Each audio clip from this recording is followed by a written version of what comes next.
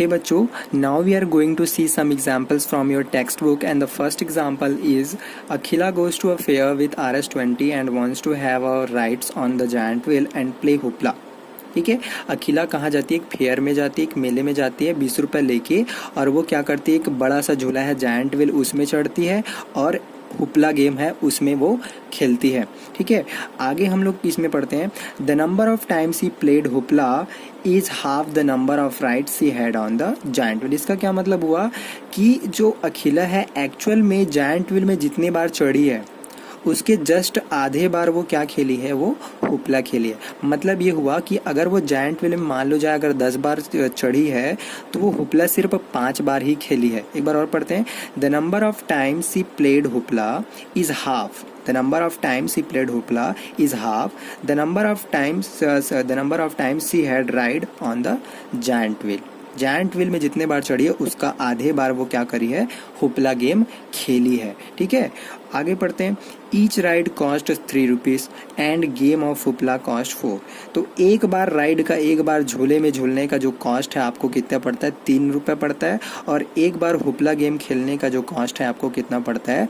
4 rupees पड़ता है। तो आपको ये जो सारी कंडीशन और ये सारी जो बातें यहाँ पे लिखी हुई है इस स्टेटमेंट को आपको इक्वेशन के फॉर्म में क्या करना है? यहाँ पे लिखना है। सिचुएशन को एल्जेब्रिकली एक्सप्रेस करना है और ग्राफिकली एक्सप्रेस करना है। ठीक है, अब देखो मुझे तो ये पता नहीं है कि अखिला ने एक्चुअल में कितने बार हुपला गेम खेला है और वो कितने बार जायंट व्हील में राइड ली है, जायंट व्हील में वो कितने बार चढ़ी है ना। तो मैंने क्या किया, मान लिया कि let the number of times he played hoopla is what? X.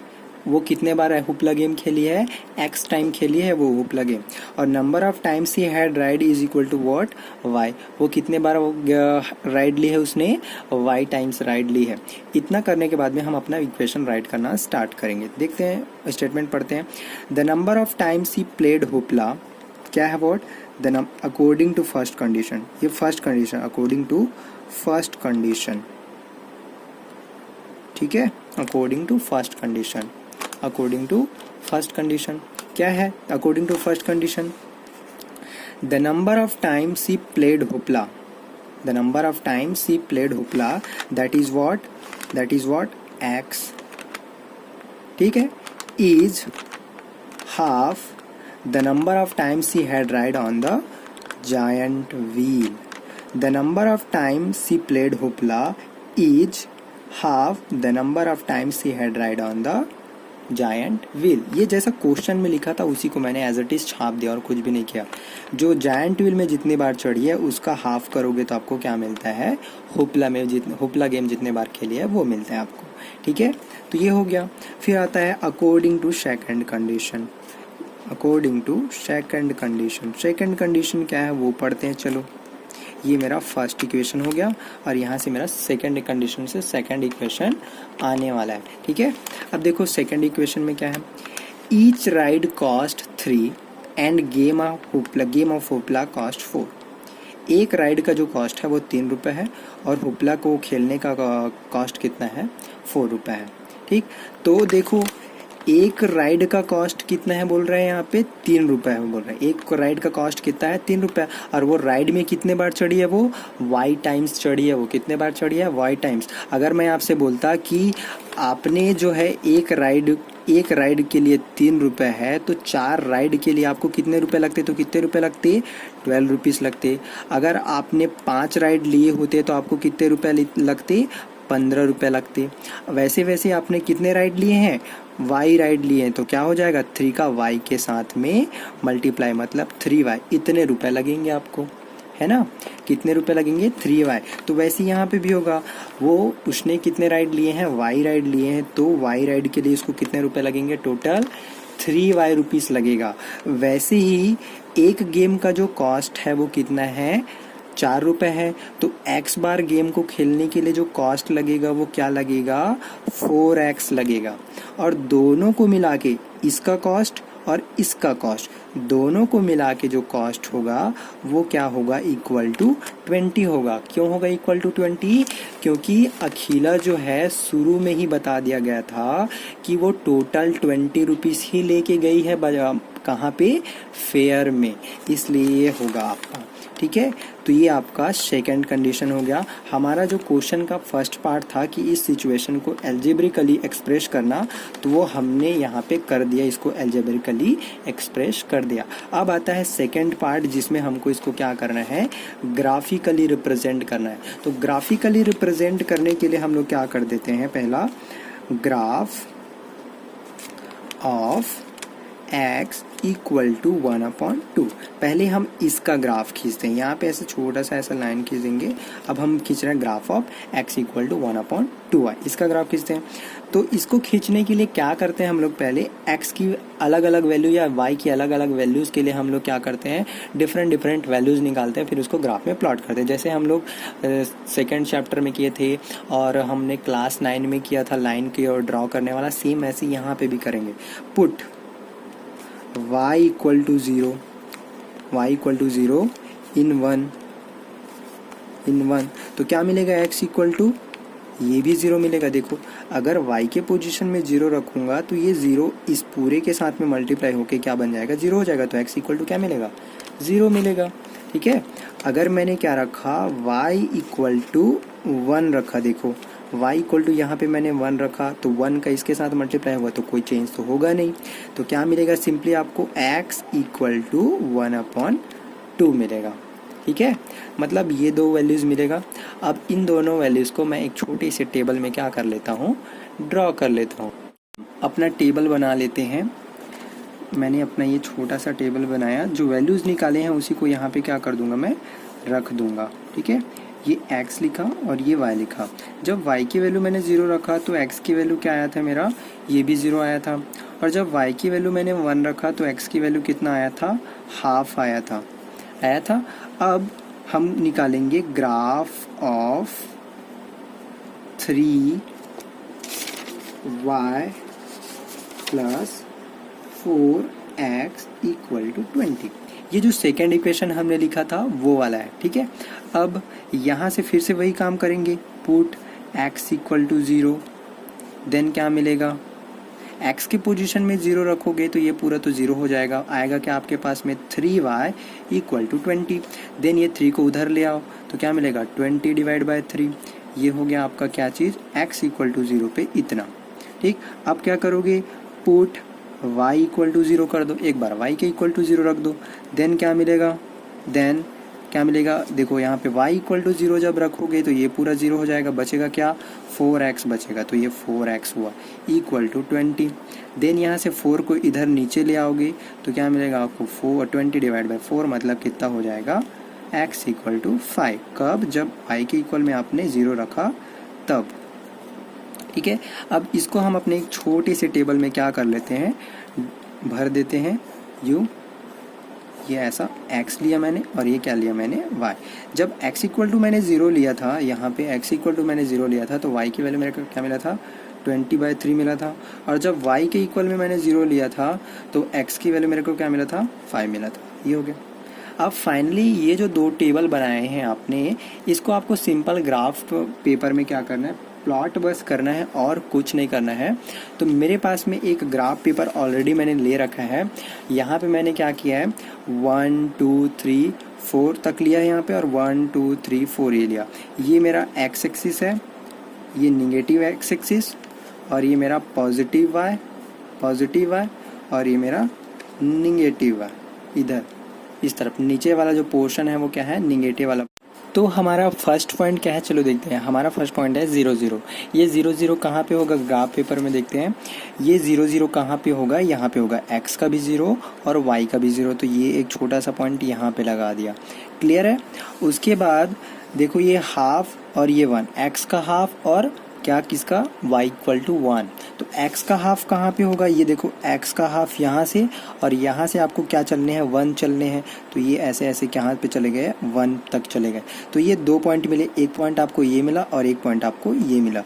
इन दोनों पॉइंट्स को आप क्या करोगे, ज्वाइन करोगे तो ऐसे क्या खिंचाएगा, स्ट्रेट लाइन खिंचाएगा। ठीक है, मैंने इसको पहले ही खींच दिया। अब आते हैं हम लोग अपने दूसरे वाले में। दूसरा वाले में क्या दिया है हमारा, x इक्वल टू 0 और y equal to 20/3। y equal to 20/3 मतलब क्या हो जाएगा? 20/3 मतलब 6.66 समथिंग समथिंग, ठीक है, 6.66। ये 20/3 को 20 को 3 से डिवाइड करोगे तो इतना आ जाएगा। अब देखो x इक्वल टू 0 और 6.6, x इक्वल टू 0 मतलब ये x इक्वल टू 0 यहाँ पे हो गया। यहाँ से आपको कितने चलने हैं? 6.6 चलने हैं, 1 2 3 4 5 6, और यहाँ से 0.6 को करने के लिए क्या करोगे? ये जो छोटे छोटे लाइन दिए हैं यहाँ से आपको 6 लाइन चलने हैं, 1 2 3 4 5, और ये यहाँ तक ऐसे 6 चलोगे तो आपको क्या मिलेगा? 6.6 मिलेगा। तो ये आपका एक छोटा सा पॉइंट यहाँ पे आपको मिलेगा। देन आपका दूसरा पॉइंट आता है कौन सा? x का 5 और y का 0। कहाँ पे होगा देखते हैं, चलो। x का 5 यहाँ पे आ गया और y का 0 मतलब ना तो ऊपर ना तो नीचे, एग्जैक्टली कहाँ पे रहेगा? यहीं पे रहेगा। फिर क्या करेंगे? ये वाला पॉइंट और ये वाले पॉइंट को क्या कर दोगे?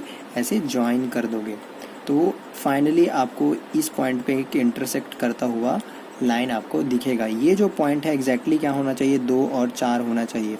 मतलब यहाँ से लेके यहाँ तक आपका ये ऐसा 2 रहेगा, यूं कुछ ऐसा 2 रहेगा यहाँ से यहाँ तक, और यहाँ से यहाँ तक आपका क्या है? ऐसा जो सॉरी यहाँ से यहाँ तक ऐसा 4 है, और यहाँ से यहाँ तक आपका क्या है? 2 होगा, ठीक है। तो इसको ध्यान रखोगे। अगर ये 2 4 पे इंटरसेक्ट कहीं नहीं कर रहा होगा मतलब आपका जो ग्राफ होगा वो गलत बनेगा, ठीक है। तो इस बात को आप क्या करोगे? ध्यान रखोगे। दूसरी चीज़ आपको जो मेंशन करनी है यहाँ पे, ये वाला जो एक्चुअल में लाइन है ना, ये वाला जो एक्चुअल में अभी अभी जो लाइन खींचो वो किसके लिए है लाइन? वो इस वाले के लिए था। किसके लिए वाले था? इस वाले के लिए था वो लाइन, है ना, इस वाले के लिए था। इस वाले के टेबल के, इस वाले के लिए हमने क्या बनाया था? टेबल बनाया था। तो यहाँ पे क्या करोगे? 3y plus 4x equal to 20 लिखोगे। और सेम वैसे ही यहाँ पे भी करोगे। आप क्या करोगे? x equal to half y। ये किसके लिए? इस वाले लाइन के लिए। तो इस वाले लाइन में ये लिख दोगे। समझ में आई बात? हमको बस सिर्फ इतना करना था, दैट्स इट। तो चलो हम अपना सेकेंड एग्जाम्पल देखते हैं। That is Romila went to a stationery shop and purchased 2 pencil and 3 eraser for RS9। Romila क्या करते हैं कि स्टेशनरी शॉप से 2 पेंसिल और 3 इरेजर खरीदती है। कितने में? 9 रुपए में, ठीक है। अब इसके बाद उसकी फ्रेंड है, her friend Sonali saw the new variety of pencil and eraser with Romila and she also bought. Romila भी क्या कर रही है? सॉरी, सोनाली भी क्या कर रही है? पेंसिल खरीद रही है। कितने पेंसिल खरीद रही है? 4 पेंसिल खरीद रही है और 6 इरेजर खरीद रही है। कितने रुपए में खरीदती है वो? 18 रुपीज़ में खरीदती है। तो रोमिला क्या खरीद रही है? 2 पेंसिल और 3 इरेजर को 9 रुपए में लेती है, और सोनाली जो है 4 पेंसिल और 6 इरेजर को 18 रुपीज़ में खरीदती है ना। अब यहाँ पे इस सिचुएशन को, इस कंडीशन को आपको क्या करना है? एल्जेब्रिकली और ग्राफिकली रिप्रेजेंट करना है। देखो, हमको एक चीज़ को हमेशा ये ध्यान रखना है कि इस पूरे चैप्टर में आपको हर क्वेश्चन में, हर वर्ड प्रॉब्लम वाले क्वेश्चन में 2 कंडीशन दिए रहेंगे। हमेशा 2 कंडीशन दिया रहेगा। जैसे रोमिला वाले केस में 2 और 3 का दिया है, और सोनाली वाले केस में 4 और 6 वाला दिया है। 2 कंडीशन। इन 2 कंडीशन से क्या मिलेगा आपको? हमेशा 2 इक्वेशन मिलेगा। ऐसा कभी भी नहीं होगा कि सिर्फ एक ही कंडीशन दे दे और आपको क्वेश्चन को सॉल्व करने के लिए बोले। ऐसा कभी भी नहीं होगा। पूरे चैप्टर में आपको 2 कंडीशन दिए रहेंगे और 2 कंडीशन से आपको 2 इक्वेशन हमेशा बनाना पड़ेगा, ठीक है। तो चलो आगे देखते हैं। क्या आपको एक पेंसिल का प्राइस पता है कि एक पेंसिल एक्चुअल में कितने में मिलता है? नहीं पता, है ना। और क्या आपको इरेजर का कॉस्ट पता है कि एक इरेजर एक्चुअल में कितने में मिलता है? नहीं पता। तो मैंने क्या किया? मैंने ये मान लिया कि let the cost of 1 pencil be what x and the cost of eraser be y। मैंने एक पेंसिल का कॉस्ट x रुपया मान लिया और अपने मन से, और एक इरेजर का जो कॉस्ट है मैंने क्या मान लिया? y रुपीस मान लिया। अब आते हैं अपने स्टेटमेंट पे। 2 pencil and 3 eraser, 2 pencil and 3 eraser, दोनों को मिला के ना, एंड मतलब मिला के, टोटल, ठीक है। तो 2 पेंसिल मतलब कितना हो गया? एक पेंसिल का प्राइस अगर x रुपए है तो 2 पेंसिल का प्राइस कितना होगा? 2x होगा। वैसे ही अगर एक इरेजर का कॉस्ट x रुपए है तो 3 इरेजर का कॉस्ट कितना होगा? 3x होगा। कितना होगा? 3x। अब दोनों को मिला, 3y हो, कितना होगा? 3y, क्योंकि एक इरेजर का कॉस्ट कितना है? y है। तो 3 इरेजर का कॉस्ट कितना होगा? 3y होगा।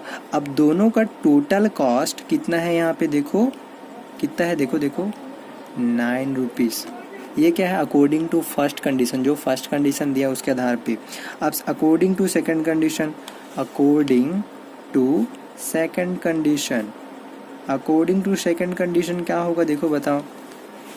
अकॉर्डिंग टू सेकंड कंडीशन हमारा होगा कि 4 पेंसिल, क्या 4 पेंसिल और 6 इरेजर, टोटल कॉस्ट 18। कैसे लिखूंगा अभी इसको, बहुत ही आसान है। 4 पेंसिल, एक पेंसिल का कॉस्ट x, तो 4 पेंसिल का कॉस्ट कितना 4x। वैसे ही एक पेंसिल का कॉस्ट y, सॉरी एक इरेजर का कॉस्ट y, तो 6 इरेजर का कॉस्ट 6y। दोनों का टोटल कॉस्ट कितना, दोनों का टोटल कॉस्ट कितना है 18 रुपीज़। ठीक है, ये ठीक वैसे ही टाइप का क्वेश्चन है जैसा मैंने आप लोगों को कल दिया था कि एप्पल और ऑरेंजेस वाला। यहाँ पे सिर्फ फ़र्क ये है कि एप्पल के जगह में पेंसिल हो गया और ऑरेंज के जगह में क्या हो गया है आपका इरेजर हो गया, और कुछ भी अलग नहीं है इसमें। समझ में ये बात। अब आपको क्या करना है, ये इक्वेशन और ये इक्वेशन को क्या करना है, ग्राफिकली रिप्रेजेंट करना है। इसको हमने क्या कर दिया अभी, एल्जेब्रिकली रिप्रेजेंट कर दिया। अब इसको क्या करना है, ग्राफिकली रिप्रेजेंट करना है। तो उसके लिए हम लोग क्या करेंगे, अब graph of 2x plus 3y equal to 9, पहला वाला इक्वेशन ले रहे हैं हम लोग। यहाँ से ऐसे लाइन खींच दोगे, पहला वाला इक्वेशन लिख रहे हैं, graph of 2x plus 3y equal to 9। ठीक है, अब क्या करोगे यहाँ पे, पुट x इक्वल टू 0, सबसे पहला काम put x equal to 0। Then क्या होगा, देन x इक्वल टू अगर 0 रखोगे तो y की वैल्यू क्या मिलेगा यहाँ पे 3y इक्वल टू 9, मतलब y इक्वल टू 9/3, मतलब 3 3 जा और 3 3 जा 9, तो y इक्वल टू क्या मिल जाएगा 3 मिल जाएगा, मतलब x इक्वल टू 0 पे y इक्वल टू 3। अब फिर से क्या करोगे, पुट y इक्वल टू 0, अब y इक्वल टू 0 रख दो। देन क्या मिलेगा, देन y इक्वल टू क्या मिलेगा, देखो y के इक्वल में 0 रखोगे यहाँ पे तो वो क्या हो जाएगा, ये पूरा 0 हो जाएगा, बचेगा क्या 2x बचेगा, क्या बचेगा 2x बचेगा, इक्वल टू क्या रहेगा 9 रहेगा।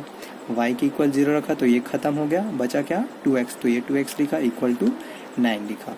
यहाँ से x की वैल्यू क्या आ जाएगा, देखो 9 डिवाइड बाय 2, 9 का हाफ कितना होगा 4.5, तो ये हो गया 4.5।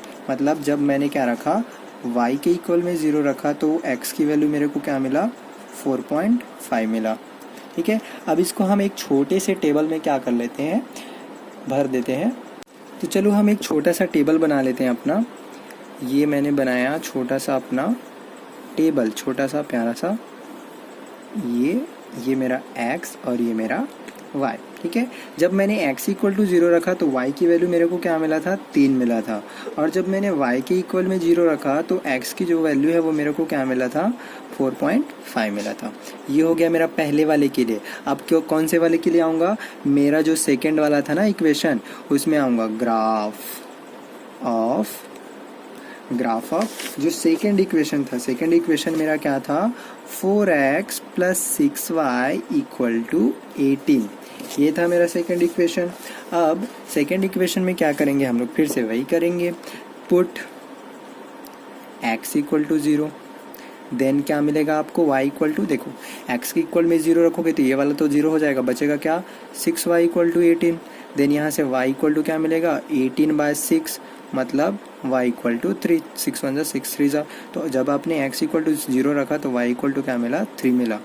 ठीक है, once again put y equal to 0, then x equal to क्या मिलेगा, या y इक्वल टू, देखो y इक्वल टू यहाँ पे अगर 0 रखोगे, कहाँ पे 0 रखोगे, यहाँ पे अगर आप 0 रखोगे तो ये तो पूरा 0 हो जाएगा, बचेगा क्या 4x, तो यहाँ पे लिख दो 4x इक्वल टू 18। ये देखो यहाँ पे 4x बचा और इक्वल टू 18। अब इसको सॉल्व करते हैं, यहाँ से आप x करोगे, 18 को 4 से डिवाइड करोगे तो कितना आएगा आपका, फिर से 4.5 आएगा। ठीक है, अब देखो y इक्वल टू 0 रखा तो x की जो वैल्यू मिला मेरे को क्या मिला 4.5 मिला। ठीक है, इसको भी हम एक छोटा सा टेबल बना लेते हैं इसके लिए भी। तो चलो टेबल बना लेते हैं इसके लिए। ये मैंने अपना बनाया टेबल। तो जब x और ये y, जब x इक्वल टू मैंने यहाँ पे 0 रखा था, इस वाले केस में देखो x इक्वल टू 0 रखा था तो क्या मिला था 3 मिला था, और जब y इक्वल टू मैंने यहाँ पे ये 0 रखा था तो x इक्वल टू क्या मिला था 4.5 मिला था। ये 0 रखा था तो ये क्या मिला था मेरे को 4.5 मिला था। ये तो दोनों के दोनों सेम है, है ना, दोनों के दोनों क्या दिख रहे हैं, सेम दिख रहा है। मुझे क्या करना है, दोनों के दोनों सेम रहे चाहे कुछ रहे, है ना। मेरे को तो क्या करना है, आगे ग्राफ बनाना है, ग्राफ में इसको रख देते हैं, फिर आगे सोचेंगे क्या करना है उसका। तो मेरे पास मेरा ग्राफ पेपर है, चलो हम ये जो पॉइंट्स हमने निकाले उन सभी को क्या करते हैं, ग्राफ पेपर में प्लॉट करते हैं। पहला है ये वाला, मेरा पहले वाले इक्वेशन के लिए था ये, है ना, और ये जो था मेरा सेकेंड वाले इक्वेशन के लिए था, है ना। तो इस वाले को पहले करते 0 3, x का 0 और y का 3। कहाँ पे होगा x का 0, ये x का 0 और y का 3, मतलब ये वाला x का 0 1 2 3, ये इधर क्या आ गया, y एक्सिस, ये क्या है मेरा y एक्सिस है। x का 0 और y का 3 मतलब यहाँ पे आ गया ये वाला पॉइंट, ये छोटा सा, ठीक है।